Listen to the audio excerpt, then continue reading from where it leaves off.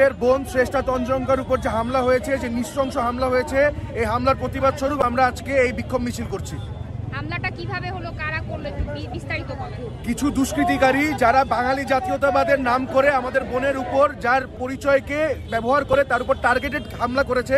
এই হামলার পিছে আওয়ামী লীগের ইন্ধন আছে বলে আমরা প্রমাণ পেয়েছি। এই জন্য আমরা এই বিক্ষোভ মিছিল করছি এবং ফ্যাসিবাদের আস্থানা আমরা পুরোপুরিভাবে ঘুরিয়ে দিতে চাই। কিসের মিছিল ছিল আজকে, একটু যদি বলতেন কিসের মিছিল ছিল? বিক্ষোভ মিছিল আজকে আমাদের। আচ্ছা, বিজয় র্যালি থাকে, এইটা বলবেন যে আসলে কিসের ভিত্তিতে কিসের মিছিল ছিল?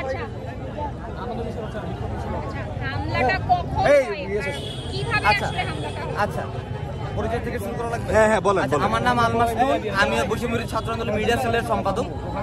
আমাদের আজকে আমি মিডিয়া সেলের তথ্য পেলাম যে দুপুরবেলা আমাদের এক বোন নির্বাহী কমিটিতে আছেন, এসেছে তঞ্চঙ্গা আপু, তার উপর হামলা হয়েছে। একটা বাহিনী এসে তাদের উপর হামলা, তারা যখন দেয়াল লিখনের কাজ করছিল তাদের পাহাড়ি জনগোষ্ঠীরা মিলে, তখন তাদের উপরে সেরকম নৃশংস হামলা হয় এবং আমাদের বোনকে আমরা এখন অ্যাডমিট করেছি হাসপাতালে, ঢাকা মেডিকেলে আছে। তো আমরা আমাদের একটা প্ল্যান ছিল, আমাদের ঢাকার এই মিরপুরের সকল থানার কমিটি দিয়েছে, আমরা প্ল্যান করেছিলাম আমরা আনন্দ মিছিল করব। তো আমাদের এই আনন্দটা এখন একদমই নেই, আমাদের এখন প্ল্যান আমরা বিক্ষোভ মিছিল করছি এবং আমরা এই বিক্ষোভ মিছিল নিয়ে ঢাকা শহীদ মিনারে যাব।